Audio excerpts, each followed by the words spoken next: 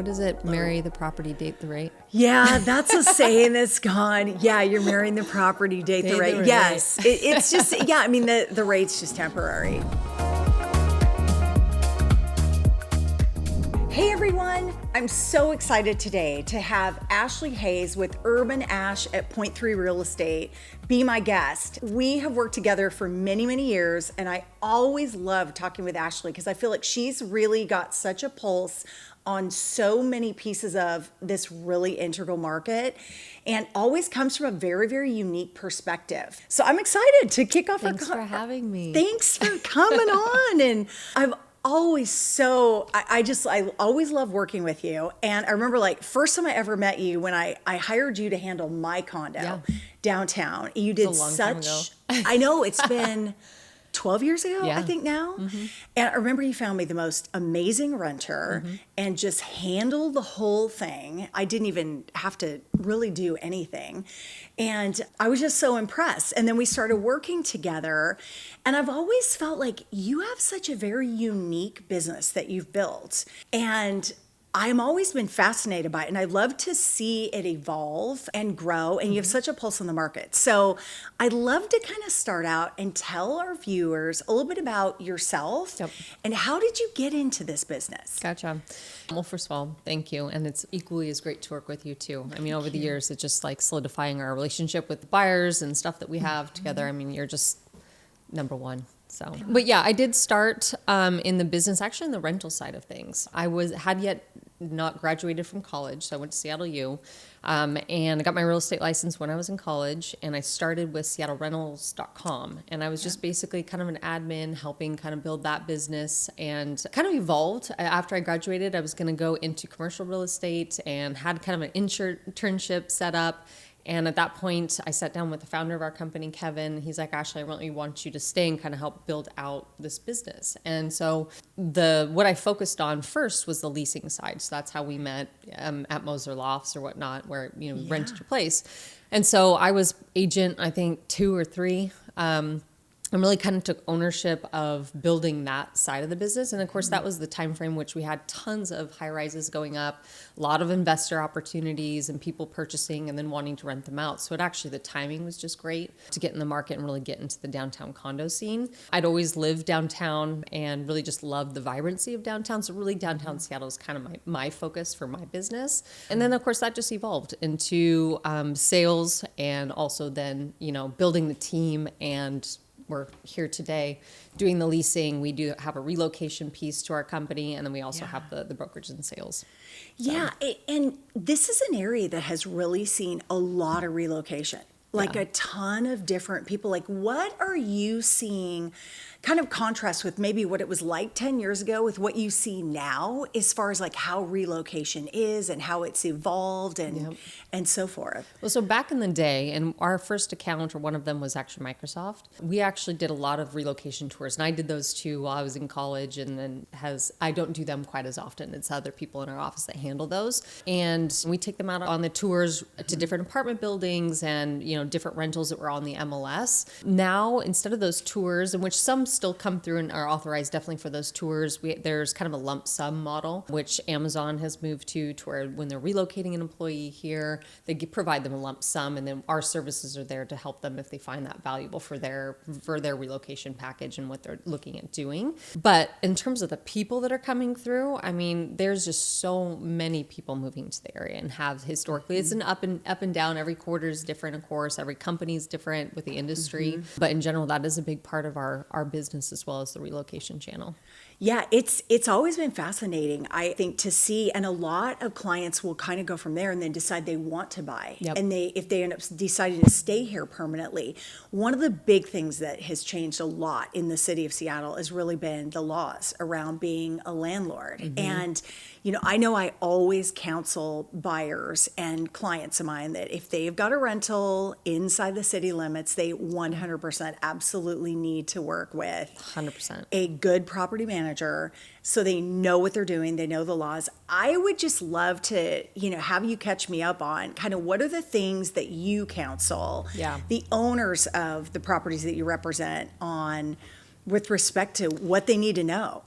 I think it is, as things have evolved, and even in the last 5 years, things have changed so dramatically with the laws from the state level, actually, but also if you dial it back to the Seattle level and then cities like Burien. I mean, there's a lot of people Tacoma's the other one that actually has had a lot of recent changes too. If you are considering purchasing or you're converting, your home into a rental property or whatnot, you do need to be working with a professional who knows the laws. I mean, we see it all the time out there. The first in line law in Seattle is the number one that always kind of gets broken, because I think people think that you could still collect applications and pick the tenant that best fits, the property and however you're going through and selecting.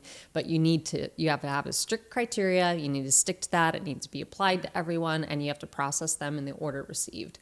So that's one of the number ones, that you don't get to pick your tenant, as a landlord. And then there's a whole bunch of notices that need to be served. And you have to be registered with the city of Seattle in order to rent your property. And there's a whole bunch of, other steps that go into that. So it's only getting more litigious and more strict for landlords.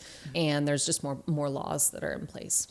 Yeah, and the fines are big. Yep. The fines are really big, and there's inspections that are part of it. And what's interesting is it seems like other cities, to your point, like Tacoma has evolved into doing their own laws since Seattle. And I think you mentioned there's maybe another city too that's done that. Burien. Yeah. So the city of Tacoma actually requires a business license. So that's an extra layer. So I would say that they're kind of taking a step further with maybe some of their laws that they have going on. But yeah, I mean, everyone is kind of taking a look, what are the tenant issues, because there are, legitimate rights that, tenants should have. And so every city, I think, looks at who is renting within their city limits and are trying to kind of provide protections for those individuals as well, which rightfully so. It's just, sometimes the laws don't play out in the way that they should. They look good on paper, but when you put them in the field, they're not as fair to all the parties that are involved on both sides. So I would say the first in line is probably the number one that affects both parties adversely. Yeah, because you have to pick the first one that's qualified. Yep. And qualified can be a pretty subjective. And you do have to set those up front. There's a lot of things that tenants do. Something comes on, they immediately apply without seeing it, knowing that they have 48 hours to just hold their position, and then they'll say, oh, I don't want this one anymore. Well, then someone else who really would want it, move forward, sat on the waiting line, and then all of a sudden didn't get the property because the first person, it trickles down, basically. Oh, I could see it. There's people, on both sides. Yeah, they probably figure it. There's ways of kind of exploiting the system, probably on both sides. Well, the service animal thing is another, not service, but I say emotional support animal. It's the same thing. So that's a whole nother. Yeah, so let's say it's a condo building somebody wants to rent in. Do the buildings, even if they're CC&Rs or their bylaws, maybe have laws around animals, but yet you have this tenant that has a support animal with them? Like, do they have to kind of accommodate that? Have to accommodate. Interesting. I did not realize that. Yep. So. Very interesting. I would love to hear about, how does the Airbnb market in the Seattle area differ from like the long-term rental market? And has the city of Seattle and surrounding areas put any types of like laws or guidance around that? What are you seeing? We deal a lot with the longer term. And so short term, with condominiums, they have their own. There's only probably 5 to 7 condos downtown that actually do allow short term rentals. Okay. And all of them actually do have restrictions on a week visit, or maybe it's 3-night minimum or whatever it is. And so you don't see it quite often with the condos, but there are a few select ones, like the Newmark Tower, which is downtown. They do the short term Airbnb.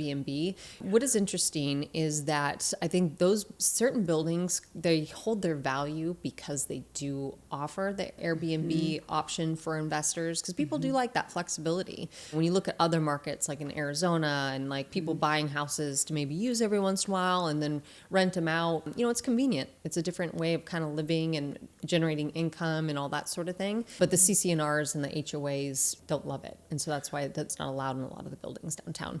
As far as the regulations, I'm not really like 100% kind of privy on that, but it does feel like there is a handful of them downtown. Do you see more condo boards kind of going more towards the direction of allowing Airbnb as it's gotten popular, or kind of steering away from it? I think steering away, but you know what's interesting is that Greystone, which is a new construction project, they have a midterm lease option. So it's basically a 90-day term, which I think is kind of interesting. And especially where they're located in First Hill, it's very well suited for doctors, nurses, traveling nurses, all that sort of those type of people coming in needing those type of accommodations. So, and I know there's a couple buildings too that are 30-day minimums and stuff, but the true Airbnb short term, I don't know that we're going to see a lot of that. Speaking of Greystone, I toured that building last week. Really impressive. Yeah, it's a great building. I love the location. I think it's a fantastic location. Beautiful amenities, beautiful building. And that's smart, the way they've set that up to allow for sort of like the midterm short end leases, because that's helpful on the financing end of things. If there's no guardrails around the short term leasing, that can be problematic when it comes to the financing piece, but the 90-day would work for financing. So it's going to be interesting if we see any new condos that come down the pike, if they'll kind of take that same approach that Greystone has. I'm excited to see how that building continues to sell. Yeah, I mean, the location is pretty unique. You think First Hill location, it's actually more of like a downtown. I mean, you're just right over the bridge from downtown. You could literally walk from there and be to Pike Place in 10 minutes, read the waterfront in 10 minutes, and it's all downhill. So, you know, it's a good location that I think more people need to get out and go see the building if they're interested in new construction downtown. Yeah, it's definitely centrally located, and the amenity floors are phenomenal. I was so impressed with that amenity. There's a little bar area up at the very top that you can rent for private parties. With the wine storage and all that. Yes. Like beautiful. Gorgeous. It reminded me of being in, a really high-end restaurant. I thought it was really nice. Cool. I would have fun living there. So I would love to hear from you. So one of the things that I always think is helpful for buyers is when you went to buy your first home, how did you go about buying your first home, and when did you buy? What type of property, and when did you buy your first home? So our first home was actually at Escala. Okay. And so that was many, many, many years ago when the building first opened. And I think we actually ended up at the time did an FHA loan for it. Okay. Yeah. We were in Pioneer Square, just had gotten married, and we're in a loft there, and we just decided during that time, and it was 2011 going to 12. So it was kind of at that time frame where things were still unstable, and we really just took a risk kind of within the market and said, look what you get for this amount. It just all kind of made sense. And then since then, we kind of turned different properties. We purchased them into rentals long term, and then we did a couple short term rentals at Suncadia and then in Arizona. Nice. Yeah. And so when you're looking at markets, when buyers are thinking about building that real estate portfolio and to build their wealth, through real estate with long-term versus the Airbnb or the short-term type model, what do you kind of think are the differences in how you want to go about looking at, how do you determine what are the best markets to do that in versus a long-term versus a short-term? We do get a lot of people who have done short-term renter, have the short-term rental offering, and then they come to us just because they experience so much vacant days that on a yearly basis, it makes more sense for them to have just a solid tenant. The Airbnb model or short-term rental model is very labor-intensive too. Yeah. It's not just a throw it out there in short term. I mean, you're involved. You're talking about turnovers, cleaning, maintenance, bookkeeping, all the booking engines. I mean, it's a full-time job if you're doing it yourself. And then if you're hiring someone to do that, then, your profits of anywhere from 20%. I mean, our Suncadia was actually 50% is what they took from the proceeds. Oh, wow. But depending on where you're at in that spectrum, you're paying for it. You're going to probably have to pay for someone to kind of handle that for you. So you have to take that into consideration too. And what are you going to net? What are your monthly expenses? So just do the math up front. And then you have to ask the question or be realistic about what are your vacant days? What are you risking in terms of that? And if it turns out to be, we might only be in an actual legit season of 6 months of the year or 4 to 6 months of the year where it's rented consistently through short-term rental, and then you're paying all the fees, and then you have the vacant days, it more than likely is going to pencil out better for you to rent it long term. Long term. Yeah. Yeah, and you have more the consistency. Yeah. You don't have to be worrying about trying to figure out, okay, how am I going to get this next tenant in there? The marketing of it. I think it's a sexy thing that I have a lot of buyers that come to me and say, oh, we want to buy this place and turn it into an Airbnb. And Yeah. I think a lot of them don't realize until they get into it that it's a lot of hands-on, and there's a lot of moving parts with it, and figuring out if you're going to accept that person that wants to rent and so forth. So that's interesting. I always love to get your perspective on that, because you're working with those people every single day. And that kind of brings me to the next thing. What's in the last few years, you have gone into the Arizona market and really made a name in that Arizona market. I would love to hear why you decided to do that, and also kind of what your thoughts are on just how the markets compare, how they contrast, and how they kind of intersect. Gotcha. So, it was COVID, July 2020. Well, early, it was May 2020. My husband was like, we live downtown in Seattle in our condos, quarantine, all that stuff was going on. We're like, we need to be outdoors. I know. We need the sun. We need something. So he took a trip down to look at a couple properties. And at that point in time, I was kind of like, why are we doing this? We have no ties to Arizona. Like, this makes no sense. I really kind of put this is weird. But then as I started looking into it, studying it, thinking about it, I'm like, yeah, this makes total sense. Yeah. So in July 2020, we bought our first rental. And the thought was really, it was Airbnb, and this is where it does work, the Airbnbs or short-term rentals, is when you want to use it too. And in that market, 8 months of the year, it's glorious down there. And then the other months, it's hotter.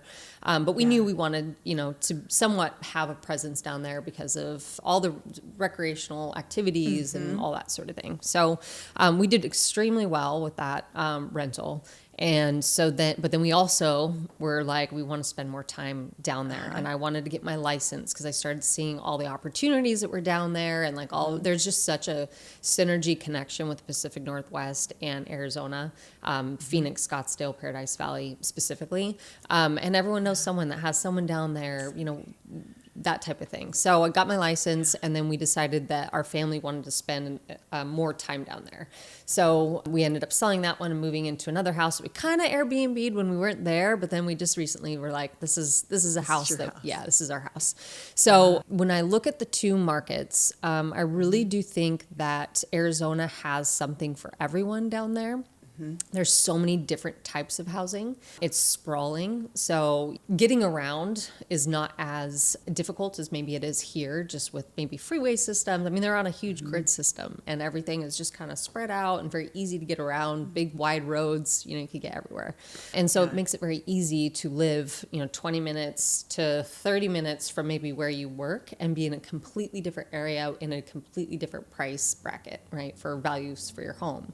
So I just think that there really is a lot for everyone in that regard in the home supply, but also the motivations are all different down there too. So you have kids that, are at college.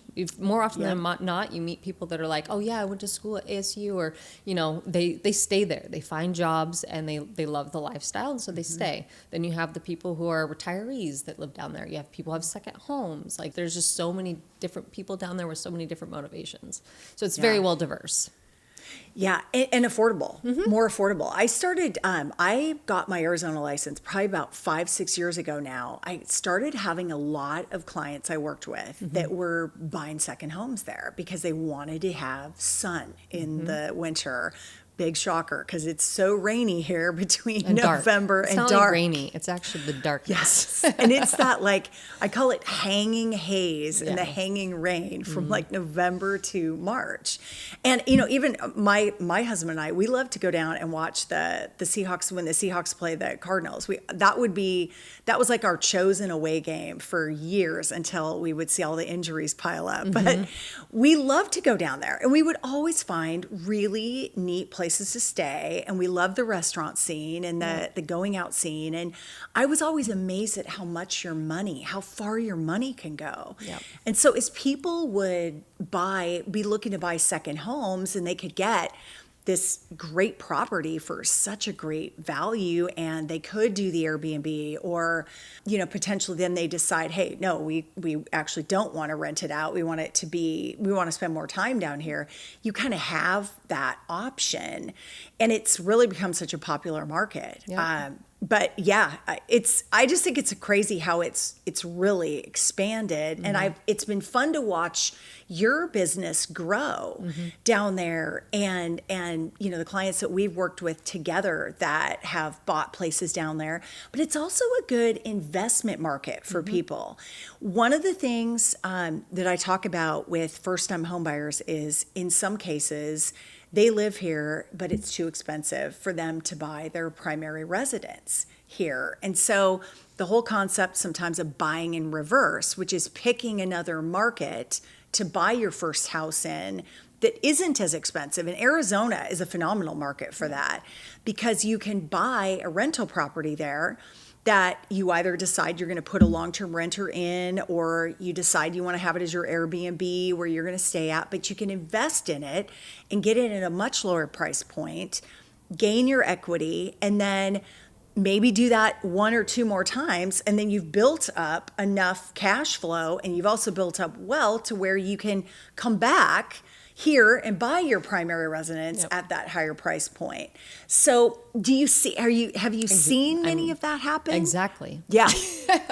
I mean, that is the glory of it all in that market specifically. And, we talked Phoenix, Scottsdale, Paradise Valley, but then don't forget Glendale, Chandler, Tempe, Peoria, like all those areas on the outside of kind of the metro area.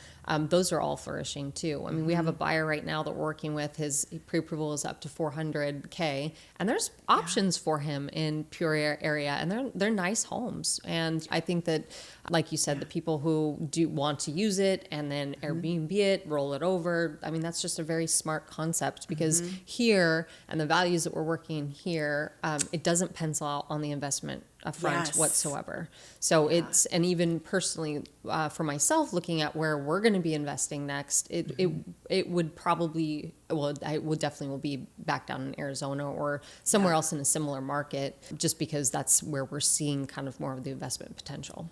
So yeah, and that's the tricky thing too, like with around our area, because of the price points, as well as like with especially people with condominiums around here, like they're in the downtown market, which I'm curious to get kind of your thoughts too on.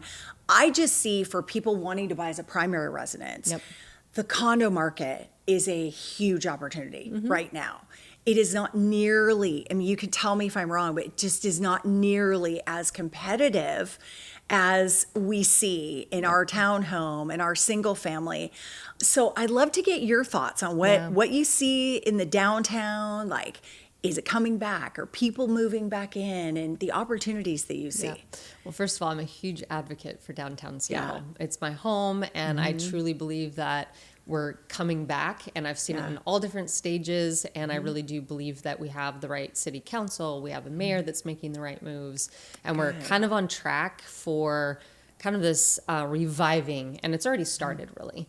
But the market downtown, condos just cannot catch a break though. Like it's just, we were doing really well 2017-18 peak time frame, and then we kind of leveled off a little bit in 2019. 2020, obviously we had COVID hit, so things were kind of stagnant during that time. We had a lot of inventory come on, and then values went down, and then we kind of start to see climbing 2021. We're like, okay, this is going to be the year that we're kind of going to bounce back up, and then we had the interest rates kind of come into play. Yes. And then that was purely a shift in the downtown residents when, you have the tenants or buyers that are looking at potentially purchasing, and you have the rental properties that are economically and financially, it makes more sense to just rent. And there's so many uncertainties during that time, just created a lot of inventory backup. And we haven't yet 100% kind of come back from that. And then also you talk about the things that happened with the downtown reputation during that time and all that sort of thing. But things are on the mend, cleaning up. I mean, as far as the tourism go, and even last night I was at a concert at the Paramount, 10 o'clock at night, walked home, felt completely safe. There were tons of people out. Obviously, it was still kind of light out just because time of year. But I think that we're in for a really, really great summer. And then as we get closer to, I think our milestone is really that 2026 for the World Cup. That's like everyone's pushing for the waterfronts to be done, for kind of a cleanup of everything, maybe on 3rd Avenue. So there are things that are happening between now and 2026 that I think will dramatically transform the downtown core and kind of how people are looking at downtown. Yeah. So I lived downtown in a condo from 2007 to 2012. Loved it. Actually early 2013. Absolutely loved it. Great lifestyle. Like, I think that likely one day, like when, my son is raised and, my husband and I go into like our retirement, we would likely downsize back into a condo. It's a great lifestyle. I mean, you can just walk out the door. You're right there. And it's low maintenance. It's fantastic. I mean, downtown was fun. You can walk everywhere. Seattle's a very walkable city. You can get down to the market in 10 minutes and so much fun. I just look at the price points and think to myself, like, this is a great opportunity for especially first-time home buyers. I keep hoping that some of the HOAs will entertain getting these projects FHA approved again, because that kind of went out of style. Like after the financial crash and rates plummeted and people could go conventional on their loan types, a lot of these HOAs just let go of the FHA approvals. Well, now that rates have gone up in the last couple of years, and it's harder for people to qualify on the conventional side of things, FHA has come back to being a really viable option if the condo building is approved or could be approved. So have you seen any move or talk from HOAs I down honestly there? think that they just don't know. Yeah. I mean, that's the whole thing. And, know. I have a consultant that deals directly with the HOAs and reviewing resale certificates, and that's for our buyers. And a lot of the things that she brings up that HOAs and the boards should be doing, it's not because they're not doing it, it's because they don't know what to do. So it's all about awareness, right? So if that's something that needs to happen movement-wise, then it's actually up to us as the professionals in the industry to be pushing this and telling you should do this and this, or, if you're a owner in a building, for our buyers or our seller clients or homeowners, you should be pushing for this because this is going to help you sell your place if you have a larger audience of buyers who could qualify for different types of loans. So that makes sense, but it does start with the professionals and telling these because they don't know otherwise. They don't, and it changes as we know, and even like those recent condo rules that went into effect last fall have really caught a few HOAs off guard. I found. I think they're catching on and realizing that that how they have to modify their maintenance and how they have to modify if it is an older condo. I mean, I haven't seen it really affect newer buildings or buildings that are post 2000. But I've seen these rules really affect like some of the buildings that were in the 70s, 80s, 90s that haven't kept up on deferred maintenance, or potentially have had like an event like a water pipe that burst and there was water damage to some of the units. Like that always falls under the critical repairs. Well, that's the whole hot topic of HOAs is insurance, right? And the claims that go on insurance and the insurance hikes that have happened just in the last year. I mean, that's why we're seeing the HOA dues and also utilities, and just the deferred maintenance actually is the basis, but it's actually the costs of how to remedy those maintenance items. It's labor, it's materials, it's everything, inflation. I mean, it's a grand storm of a lot of things that have pushed all the HOA dues. So, I mean, we get that all the time where buyers come in like, well, the HOA dues are $1 a square foot. Well, $1 is kind of okay now. That's just what we're dealing with. And I think that's just the evolution of the buildings. When they're older, they're never going to go down. They're always going to go up. Correct. Right? So it's just kind of what it is. But in that same vein, whether someone's looking at purchasing a house or a condominium, you're going to be paying for those maintenance costs regardless. So whether you're paying a lump sum and having a portion of that going to reserves, Yes. or you're actually going to be paying a roofer, you're going to be paying for landscaping, you're going to be paying for all those things that you're handling yourself. At the end of the day, it truly is a wash. I agree. If In you most were to cases. actually budget it out, what it is like as a single family homeowner, what you're going to have to pay versus like when you pay the dues, it's all handled right in there. Like the only thing you're really paying for in a lot of cases is just like your cable, if you have cable, if that's even a thing anymore, and Internet. as well That's all as you need. internet and heat. And heat, yeah. But really everything else is kind of covered under the HOAs. Yep. And I think a lot of buyers feel discouraged because they have that perception like, oh my God, those HOA dues are going to be so much. It's not really when you go ahead and you factor that in with single family home costs or even townhomes. One of the things I've always thought was wonky in underwriting, and it bugs me, and I've talked to underwriters about it, and it's too bad the agencies don't see it this way.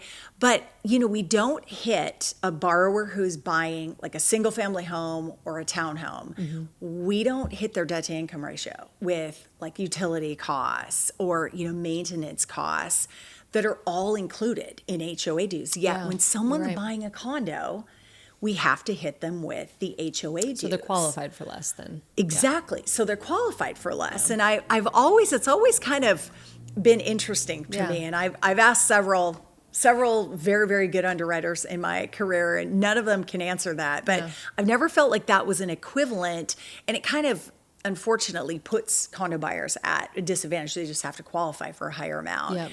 But Yeah. And what are you, I asking a question of you. So absolutely. Also with the interest rates for condo product in general, why is that higher?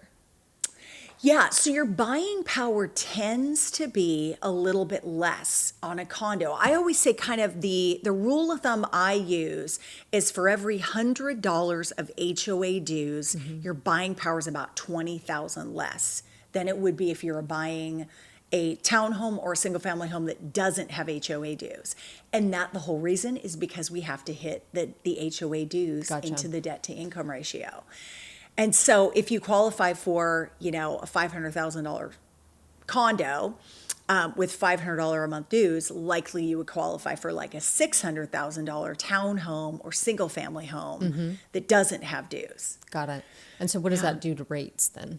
Well, with condos, as long as you are putting at least 25% down, your interest rate's going to be comparable to that of a single family home or what we call, the zero lot line townhome, which is a single family townhome. But if you put less than 25% down on a condo, the interest rate's works out to be about an eighth to a quarter higher in interest rate. And that's just the way really that the agencies, Fannie Mae and Freddie Mac, price it for a condominium when it's got less than 25% down. Well, they should lower that to spark urban living and to get some of the condo inventory and all the different markets out and really kind of bring people back to the city.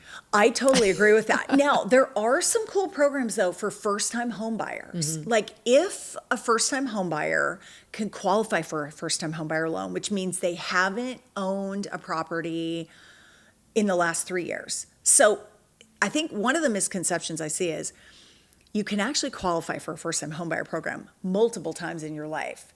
You just can't have owned a home in the last 3 years. Okay. So if you owned a home 6 years ago, you could qualify again or you owned a home 3 years ago, but you sold it. You can qualify again for another first-time homebuyer program.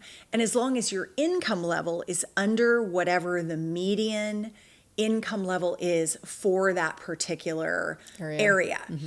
Which actually it's pretty liberal in the King County, Seattle area. It's pretty high. So that's good. There's quite a few clients that will qualify for that. And that allows them to put like as little as 3% down really on a condo that they could go all the way up to around $785,000 with 3% down if they qualify for that first time home buyer.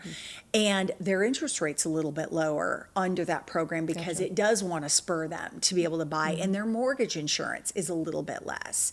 So there definitely are some incentives, but I would agree with you. I wish that the agencies would drop that condo risk factor under 25% down, because it really would, help allow more people I think to get into the condos, which if you go back in time, that's really how people would buy. They would buy, their first home was like a condo, and then they would move up from there. And now, I mean, there's some amazing luxury ones, but just the cost for builders to build condos is so high that I know it has moved a lot of first-time homebuyers out of that market. Yeah, and speaking of that, even downtown Seattle, after First Light, we don't have, which matures later on this year. Yes. We have no other condos that are selling or on the horizon after. And which is kind of I mean, I don't, in my career, I've never experienced that. I think maybe the closest thing was the wave in 2009 to 10, and then Insignia popping up just afterwards in 2015, 16. My year's right. So it's kind of going to be interesting for our inventory. So either things are going to tighten up because we just don't have new construction in the pipeline after this wave that's on the market currently. Well, or we're just, I think it is going to tighten up because I don't know what else we're going to do. Yeah. And also, like you said, it's costly to build. Yes. We have all the litigation laws and stuff from the state level for the condo developers, which has gotten better with Wakaiowa versus the old Condo Act, but it's still not the best scenario for developers out there. Yeah, it's interesting that there is nothing that's in the pipeline. And now, is that also for the east side as well? I haven't heard of anything new. Mari just opened, and I'm doing an update with them tomorrow. Avenue just opened their doors a couple months ago. I do know that Boza has a project, I think, that's in the works. So I think that actually Bellevue has more in the works in the future than what Seattle does, for sure. Yeah. So. In the condo projects that you see that are kind of up now, where buyers are able to go in, they can tour them. Yeah. What ones do you really like? Like, what ones jump out at you? I know. I try not to pick favorites because I do believe that there is something like everyone's different in what they're looking for. I think the one that is most, I guess, intriguing would be First Light to me, just because, again, it's a block away from our building and we've kind of seen it go up. I've also visited the developer in Vancouver a couple times and have buyers in the building and just really watched it from the second of them opening their doors and kind of attacking our market, really. Yeah. And it's kind of a showpiece, I think. And it's very, very high end in terms of the finishes, the quality of finishes, the amenities. It has that cantilevered pool on the rooftop. And they're doing kind of fun events to spark the community. Like they just put a McLaren on the roof, hoisted it, and suspended it with a crane. And it was really kind of a fun thing. I mean, who does that and why? But it's like fun and people talk about it and, all that sort of thing. So I think that they are coming in, it'll be a good project once it gets out of the ground, but you have to be the buyer that likes the square footages and the floor plans and all that sort of thing.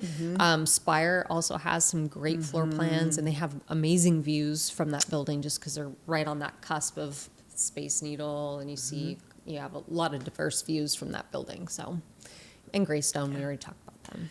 Yeah, they all have very different vibes and very, very different things. I saw that, the McLaren, I saw that going around social media. I thought that was great. What a unique way to market that penthouse. What is the selling price of that? $5 million, I think. Okay. So it's definitely luxury. That's a luxury building. It is. I remember coming to one of your events and seeing just some of the amenities. I'm going to have to go in there and tour it now that it's... Oh, yeah. Is it completed, or is it still being built? They're really, really rushing to get the building done. So they're not doing a lot of hard hat tours unless it's very pointed. You have a buyer and looking at. Sure. Even our buyers who have existing reservations are having to wait until they get a little further along in completion, which makes total sense. But I think people are just excited to kind of see, and so it'll be a good one once it gets open. Yeah, it's pretty exciting. There's I tell buyers all the time, like they're always attracted, I think, to new construction because it's exciting and it's brand new and it's going up. but it can be more expensive Definitely. than existing. And I always say, gosh, there's so many really good condo buildings out there that are existing, that have been around for a while. They've already kind of gone through, they're rebalancing, after they get through that warranty period with the builder. And they're phenomenal buildings. They've got great financials. In your opinion, like, what are some of the existing condos that you really like, too, that you've had clients in? So going back to what you're saying with where they're more established and they've been through kind of that warranty period and all that sort of thing, that, again, the consultant we work with, she's always like, the sweet spot is a building that's like 5 to 10 years old, just because they have everything kind of figured out at that point, right? Within the HOA and like how they're handling things. I would say probably in the older generations of building, and this is because we just had a buyer and we just went through the whole process of looking at the building, would be the Watermark Tower. Oh, yes. Which is on First and Spring, and kind of an Art Deco building. It was built in the 80s, but super solid, has great views. And the building has been so extremely well maintained over the years that they haven't had to increase their dues. They haven't had the insurance challenges. And I just think that that's a good, solid, older generation building that if one were kind of looking at wanting that type of product, it'd be perfect. Buildings like the Cristala, of course, the Escala, the Insignia, those are all kind of special buildings in themselves. But again, it just kind of depends on what the buyer's looking for. Do they need more space? Do they want the views? Like, you kind of have to just, and what's funny is, as someone who is so in the market down there, I could have one conversation in 15 minutes. I could pretty much dial it down to 4 buildings, the exact stack that they should be in based on their price range, what floor level they need to be on. And I know there's a couple other people in the industry who laugh about how like we can do that, but that's just because we've been around forever and we just know. I say that too. It's when you're in the condo market as a lender or realtor, like, if you know, it's a very niche market. And like, certain people, like, you are an expert in that market. Like, I know very, very few. There's only a few of you that I say are like experts in that market and know all the ins and outs of the nuances, the buildings, the market. And on the lending side as well. I mean, you get loan officers that don't do condos on a regular basis. They have no idea about all the different nuances that go into it. It's a different beast. It's a completely... Like, if you're hiring a real estate agent or a lender, you're working with someone and you're buying a condo, you need to be working with someone who knows condos, because it's so different than houses. I mean, it's just like, and the markets are completely different right now too, in terms of like how fast paced and seller versus buyer market and all that. So, and consumers don't realize this. No. Like, when I have a new client that I'm talking with that says, I want to buy a condo. I say, okay, have you ever bought a condo before? No, this is going to be my first one. Okay. Let's go through and talk through like what the differences are, because, when you're buying a single family home, it's pretty straightforward. You just have to qualify as the buyer and you have to get an appraisal that's going to be acceptable. But with a condo, whole different ballgame. You've got not only you have to qualify as the buyer for the loan, but the condo building has to qualify for the type of financing that you're doing and meet all those industry standard requirements when it comes to financials, when it comes to, the maintenance, how it's managed. And a lot of people don't realize that. And the differences of the level of how deep the review has to go based on the amount of down payment, whether you're buying it as a primary residence, second home, or an investment. And it can make such a big difference. Totally can. Yeah. But that said, I'm a huge advocate, just like you are, for condos. I really feel like that's how people can get into. And there's amazing deals right now. I mean, I just had a meeting this morning. We were all just talking about how condos right now, they're a great deal. And you can make offers as a buyer. Don't be shy. If you're seeing something that's sitting there and you're interested, you want to make that offer, make it, because more than likely the seller is probably going to work with you. And if not, that's okay. And at least you've made a shift or an advance towards potentially purchasing another property. So So what would you say for like a person that a new buyer that's in the market that's saying, I want to look at like buying my first place, but I feel like discouraged, like I don't know how to get in, like what's some of your advice to those buyers that like are like thinking about getting into the market? Well, I think the first step is financing. Like what are you approved for? Like what is, I mean, that's kind of the foundation of all the, like, how is this going to work, right? Yeah. And so you introduce to someone like yourself, which I know you do a great job with the first-time home buyers. They just love you because you take the time to kind of explain everything to them so they feel educated when they walk away versus just, oh, here's your pre-qual or pre-approval letter, right? So make an introduction.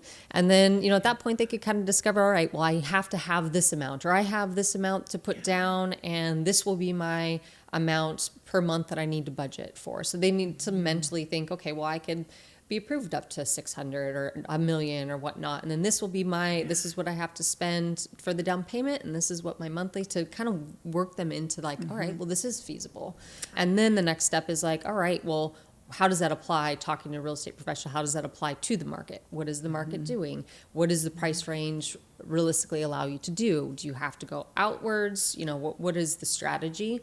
You buying in a different market and renting here just so you could kind of get your foot in the door, all those different things. So I think once you put just that initial foot forward, then everything kind of falls into place. But I think people get stuck really and overwhelmed of who to talk to. There's a million different real estate agents. There's a million different media messages also going on about whether or not it's good to buy now, and like all the different things, recession, market crash, like all the buzzwords that you tend, and it actually becomes excuses really at the end of the day to not push forward, which there's resources out there, down payment programs, first time buyer programs that people could utilize, but also people don't really know that unless they take that step and talk to someone about it. So they don't realize like because it's a very emotional, it's emotional, it's very personal.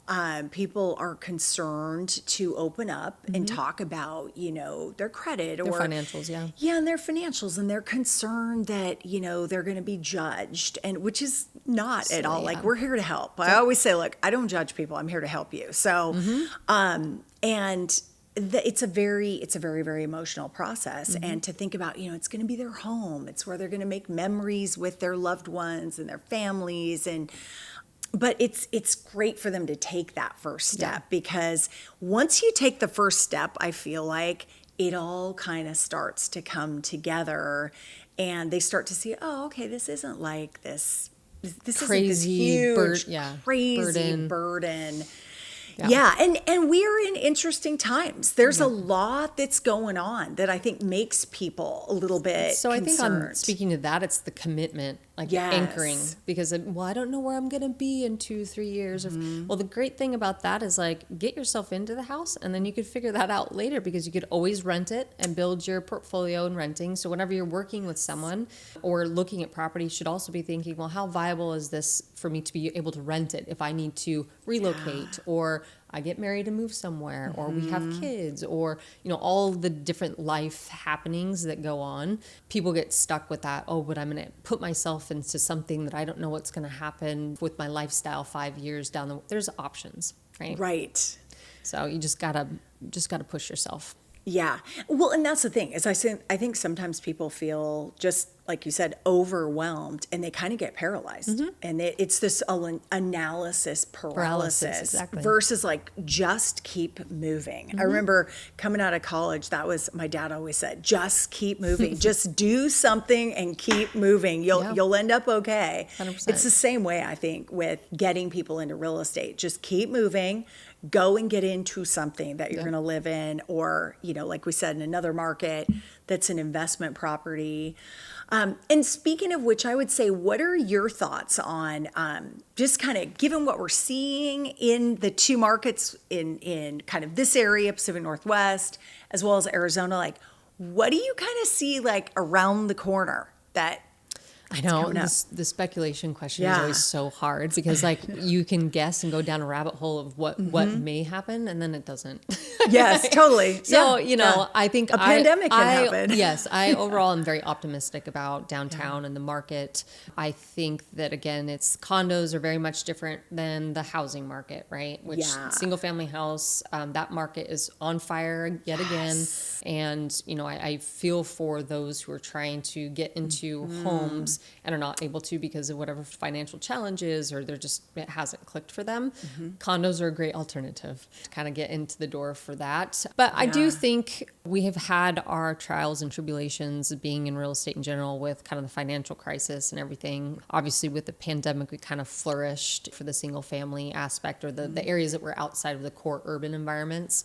But I think that energy is coming back. And with the work from home, with people, I know we're at like 3 a days for a lot of the companies that are downtown. And if that goes to 4, what does that do? Because I could tell you traffic is building up downtown during that core commuter time frames. And people are just not going to want to deal with that, just as they didn't pre-pandemic. That's the reason why they're moving into the city. So I do believe that will come back. But it's just taking time. I mean, we're 4 years outside of the start of it all. And I believe in kind of our market for sure. Now for Arizona, I think they're going to continue their momentum just because there are so many drivers to the people that have entered the market in the last 5 years because their growth spurt really just happened kind of right around COVID. I mean, if you look at values for property in 2017, 18 timeframe, you're shocked at what people purchased for homes for. Then, I mean, it's like in some cases doubled. I know. And it's pretty insane to see. I wish I would have bought a property then. Right? There. Yeah. Yes. And I feel we were very lucky with our first property in 2020 because we were like on that cusp. And then all of a sudden it just shot up 25 to 30%. And it's not really wavering in those core areas that people want to be in. And the price per square foot actually does compete with our highest neighborhoods here on the price per square foot basis too. So they have, in the higher end, like Arcadia, Biltmore, Paradise Valley, in certain areas in Scottsdale too. You have some very, very nice affluent neighborhoods that are there. So it's just very interesting, diverse. And I think that they just hit their stride and finally got up to probably where they should have been like in years past, because now the eyes are on them and people are moving there and there's a lot of energy around it. So it's interesting because people kind of always, they'll ask questions about like, well, how do you know when it's like the perfect time to get into the market? There's no perfect time. There isn't. And like one of my favorite sayings in the whole world is like, it isn't timing the market, it's time in the market that makes the big difference. And, I've asked the question before to people do you like knowing what you know now and seeing what's happened in the last, 15 years, if you could have bought a place in 2009, would you have bought it? And 100%, everyone says, yes, absolutely. Well, right now is your 2009 because it's going to keep going up. They're just like in the single family market, to your point, which you represent a ton of buyers in that market as well as the condo market. It is on fire again. So almost, I'd say 8 out of 10 contracts that I've seen in the last few months have been multiple offers, various escalations just based on the area and how people price it, but multiple escalations. And the townhomes are also getting more competitive again. And it's on fire again because of the limited inventory. And they're just, I think when rates do start to come down, it's going to be a feeding frenzy in the single family and townhome market. And that is going to then go into the condo market. And we're going to see the condos become competitive again, like they were back in 2015, 16, 17. And that was a crazy time too, because I remember I even had a 1-bedroom that had 14 offers. An outdated 1-bedroom in the Newmark, 14 offers. I will say a lot of cash came to the market during that time too. So I'd say 50 to 60% of all the purchases were cash at that time. But yeah, that was pretty nuts for condos. We couldn't find enough inventory at that point to sell. Yes. So, I mean, I do hope that we have that energy back for the downtown core for sure. Or condos, I mean, even in downtown Bellevue too, because we, it's kind of similar to have urban cores and condos trends in both areas. Yeah, it's best for buyers to buy now. Yeah. Oh, 100%. Then wait. Yeah, don't wait. When those rates come down, oh gosh, there's so much pent up demand. I still remember just when Nexus, the big condo high rise that closed out in 2020, when we were first doing reservations on Nexus. And I remember that Saturday morning in 2016 where the line literally went out the door, around the corner, down around an entire city block. And it was pretty much reserved that one day. It was crazy. And I think we'll get back to those times. Yeah. When you start to see rates fall, because I think the perception people will have is if you see a rate in anywhere in the fives. In the fives. I think that's the magic number. Totally the magic number. They will think, oh my God, this is like such a deal. This is like a deal, which it will be. Yeah. But it's just going to shoot prices up because there's no way we can build, especially like what you said, there's just not new condo building inventories that are coming on. So if you were looking basically at your 5-year plan or your 10-year plan, and you think, okay, well, in this cycle of all this, even if in the next 2 years we experience the rates that do drop, now is the time to purchase, right? Yeah. Even if you're buying at the higher rate, refinance later. Yes. Like you just basically find the home. The timing is when you find the home that's right for you, given your lifestyle and the things that are going on.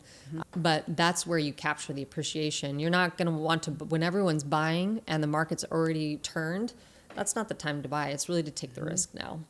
Yeah, you're locking in your price.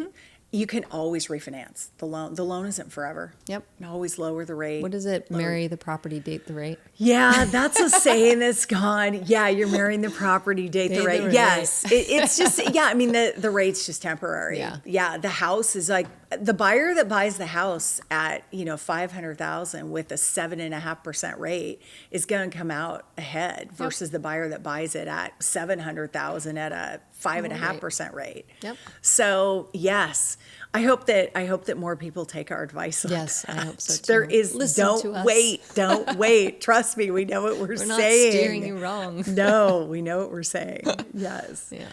One of the things that people have talked to me about, and I think is so interesting, is there's a perception out there just because of last few years that Seattle, like downtown, is really, the perception is that it's worse than it really is.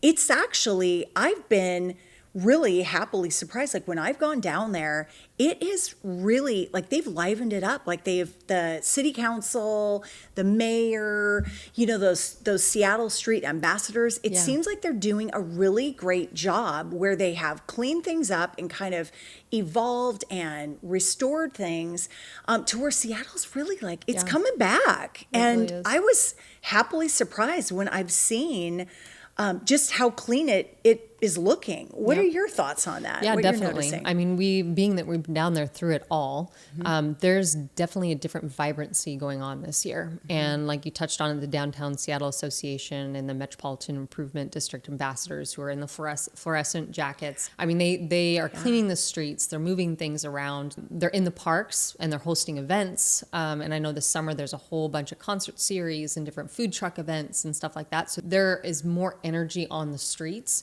I also think that the conventions on that side, there are a lot more conventions that are coming to the city. So there's more tourism, there's more people on the streets. We're also going to have the cruise ships come in, or they've already started, I think, technically at this point. But yeah, for those that are like, hesitant of coming back downtown or thinking like, oh no, I'll never live downtown.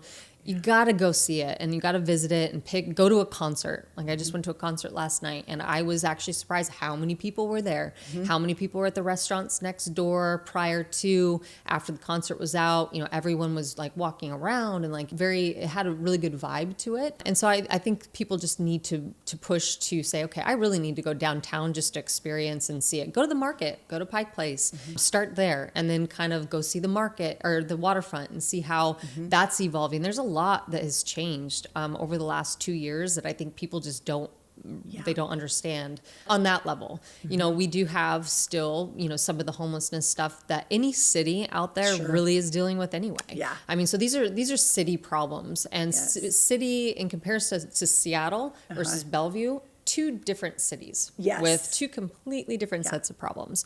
Seattle being a proper metro city, they are going to have the old school problems, the homelessness, the different you know, issues that are out there, of course. And I do truly believe that the council, John Scholes with his efforts with the DSA and the mayor, everything is kind of coming together, but it does take time. Yes, so we have to be patient in that. It doesn't just all of a sudden click. There is a lot of things that still need to be, you know, happen, but it's getting there. Yeah. No, I would agree. We've been down a few times, like to see concerts and go down to the market. And it's been great to see. I think the perception is not matching what the reality is now. And I'm really bullish on it. And that's where I do think it makes a lot of sense for people who are considering like going downtown, living urban, buying a condo, townhome in that area. Now is your time. Yep. Experience the neighborhoods, go to the restaurants, talk to the people who are in the restaurants, talk to the people who are in the buildings you're looking at. I mean, it's like, it's all those things you should do if you're considering. Just don't go visit a few buildings and be like, oh no, I don't feel like it's safe. You have to actually kind of put yourself in it and with an open mind, because again, it is a city. You're living in a city, and there's so many great things about that. And there's so many cool places. Like, I mean, there's so many like just long time Seattle favorites. And like, people are passionate about Seattle, right? Like go have a drink at the 5 Spot. Go to the Assaggio's. Crocodile. Oh, what was that one? Go to Assaggio's. Oh yes. No, I love Assaggio. Assaggio is fantastic. One of our faves. That's a great street too. What a great, that's Ave, just a phenomenal area. I always like to go across the Dahlia Dahlia Lounge. Yes, Tom Douglas that's a is classic. famous. Yes. Yeah, he just opened a new one in Pike Place too, called Half Shell. Oh. Right next to his Seatown. He did a soft opening a couple weeks ago, and he's in there. I mean, he's in there shucking, he's working. It's the newest thing that's in the neighborhood. So but I agree with you. Assaggio's phenomenal. Yep. Been there forever, great. like a Seattle landmark for Italian, great Italian. So yeah, I agree. You don't get that's what you get in an urban city like a Seattle. You get all the unique like long-time restaurants, and just the vibe is very different. the history. It's a character, history. Yeah. There's a lot of charm there. You just gotta be open-minded and just put yourself in it. Yes. So cool. Well, they should tour with you. Yes. And let you show them the great parts. And you're also very involved with the Pike Place. Yes, Foundation. I'm a board member. Yeah. Yes. And that's been great. And I have had throughout my years. I mean, I lived above Pike Place Market for years and years. But in 2020, in the pandemic, I was like, I just got to get involved. They were the only thing that was open during that time. Yes. I mean, really, I went down there and I shopped, and there was 2 or 3 places that were open, and that was sustaining the neighborhood, really. And so I kind of just threw myself into that, and it's been amazing getting to know the community and how they operate as a foundation, and just looking forward to everything that comes with that. And the number one event, though, if you want for downtown Seattle, is Sunset Supper. Yes. Every August, it's an amazing event where the market's shut down in the evening time, and basically all the greatest, restaurateurs, and it's just an amazing. You walk through, you have your wine glass, you're tasting all the Washington wines, and you're trying all the best foods, and it's just a fabulous night. So tickets go on sale actually pretty soon here. Oh, good. Yeah, on the 30th. It's a phenomenal event. I've been to it a couple times. I might just be in town this year where I could come to it. Honestly. I love to go. It's a phenomenal event. Yeah. And you really get to try like so many great, just different like restaurants, like the chefs that are there. And it's like a neighborhood block party. Is. I mean, you see everyone like, hey, I haven't seen you. It's really fun. So yeah, for sure. Ashley, it's been awesome talking with you today. Thank you so much. Yeah, thank you so much, Carese. I think we covered some great topics, and you brought me up to speed on a lot of stuff that I wasn't aware of. So thank you very much for that. And for our audience, you can follow Ashley. She is got a great presence on social media, so you can follow her at UrbanAsh Team on Instagram, pretty much all the handles, YouTube, you name it. And she's got a great YouTube channel as well. Yeah. So, as always, please feel free to reach out anytime. I'm always happy to help.